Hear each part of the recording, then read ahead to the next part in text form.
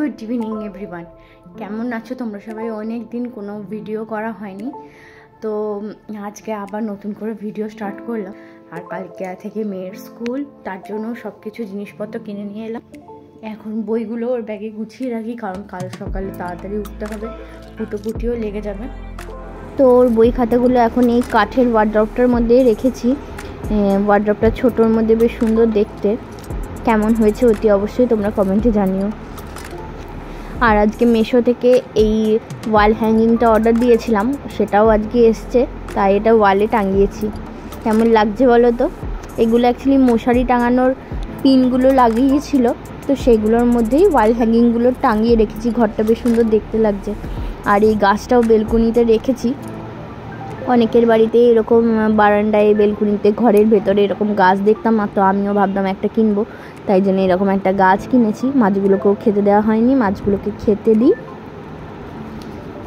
তারপর করব আজকে হচ্ছে মাটন আর মিষ্টি পোলাও। কারণ কি ব্লগের মধ্যে খালি দেখি মানে মাটন আর মিষ্টি পোলাওয়ের রিভিউ দিয়ে যাচ্ছে। ব্লগগুলো যতই দেখবো ততই এগুলো চোখের সামনে ঘোরাঘুরি করে। বিয়েবাড়ির নিমন্ত্রণ তো পাই না, ওই জন্য এসব খাওয়াও হয় না। তো আজকে ভেবেছি একদম বিয়েবাড়ির জমজমাট খাওয়া দাওয়া করব।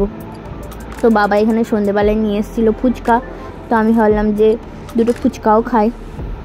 আর ফেসবুকে খালি ব্লগ দেখতে গেলেই, ফেসবুক উল্টালেই খালি রিভিউতে আসে ঝুটঝুটে মিষ্টি পোলাও আর মাটন। সেগুলো দেখতে যে কী কষ্ট লাগে। খেতে তো বিয়েবাড়ির নিমন্ত্রণ কেউ করে না কেন জানি না। এত বিয়েবাড়িতে লোক খাওয়ালাম বিয়ের সময়, কিন্তু লোকে বিয়ে করে নিচ্ছে, নিমন্ত্রণ আর আমাদের করছে না। তো তাই ভাবলাম যে আজকে ঘরে একটু বিয়েবাড়ির মতো জমজমাট করে রান্না বান্না করি। তো আজকে ফুচকা থেকে স্টার্টিং। ফুচকাটা খেয়ে নিই, তারপরে যাব মেয়েকে একটু আই টেস্ট করাতে, কারণ ওদের স্কুলের রিপোর্টও লাগবে, আই টেস্ট রিপোর্ট লাগবে। আর আমারও চোখটা একটু দেখাবো, তো সেই জন্যে গেছিলাম আই টেস্ট করাতে। আমাদের বাড়ির সামনে যে আই ক্লিনিকটা আছে সেখানেই গেছিলাম চোখগুলো দেখাতে। আর ওর একটা বন্ধুও এসেছিলো, দুজনকে একসাথে দেখানো হলো চোখগুলো।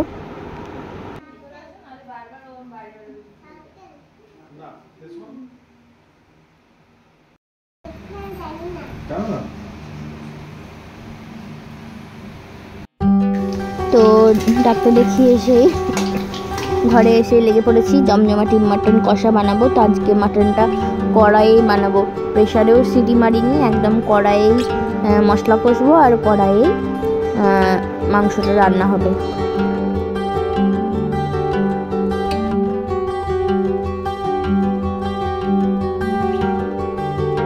তো এখানে গোটা গরম মশলা ফোড়ন দিয়ে দিয়েছি, গোটা গরম মশলা, তেজপাতা ধুয়ে দিয়ে দিয়েছি। এরপর পেঁয়াজগুলো লাল লাল করে ভেজে নেব।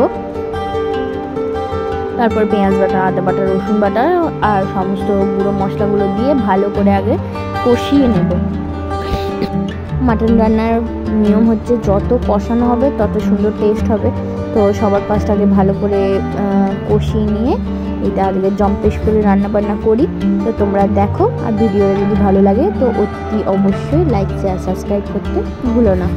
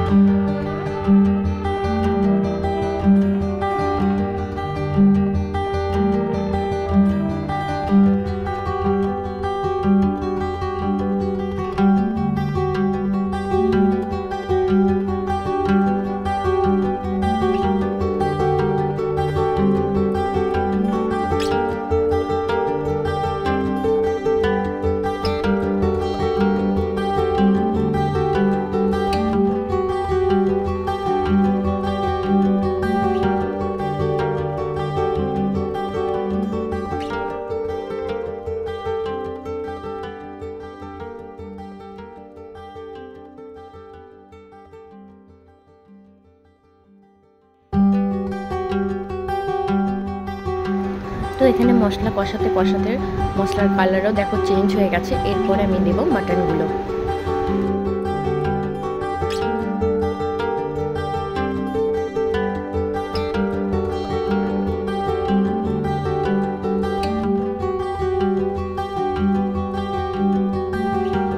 তো এখানে মশলাটা কষুক আর আমি পাশে ঢাকা চাপা দিয়ে রেখে দিই আর পাশে বসিয়ে দিই মিষ্টি পোলাওটা।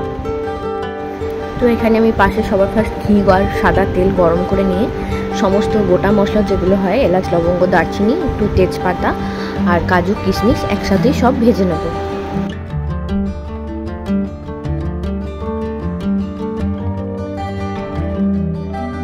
এরপর এখানে ধুয়ে রাখা গোবিন্দভোগ চালটাও দিয়ে দেব। তারপরে এটাও কাজু কিশমিশ সাথে ঘিয়ের সাথে ভালো করে ভেজে নেব। দেবো সামান্য একটুখানি হলুদ আর লবণ। হলুদটা চালের সাথে ভালো করে মিশিয়ে নেব যাতে চালের কালারটা চেঞ্জ হয়ে যায়। তারপরে যত কাপ চাল নিয়েছিলাম তার ডাবল জল দেবো, মানে এক কাপ যদি আমি চাল নিই তাহলে আমি 2 কাপ জল দেবো, তাহলেই চালটা মোটামুটি সেদ্ধ হয়ে যাবে। তো আমি এইভাবেই পোলাও বানাই। তো এটা ঢাকা দিয়ে রেখে দিই, এখন এটা মজুক। আর পাশে আলুগুলোও দিয়ে দিই মাটনে।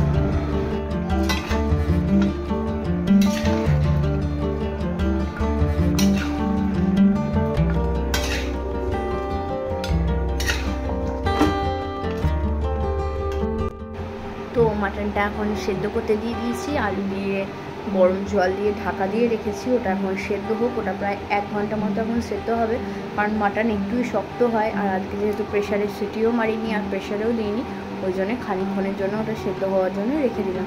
তো চলো এখন রান্না বান্না করি, কাল সকালে স্কুল আছে, তাড়াতাড়ি উঠতে হবে। তো ব্লগটা আজ এখানেই এন্ড করি। ভিডিওটা যদি ভালো লাগে অতি অবশ্যই লাইক শেয়ার করতে ভুলো না। পরের দিন সকালে মেয়েকে নিয়ে এসেছি স্কুলে।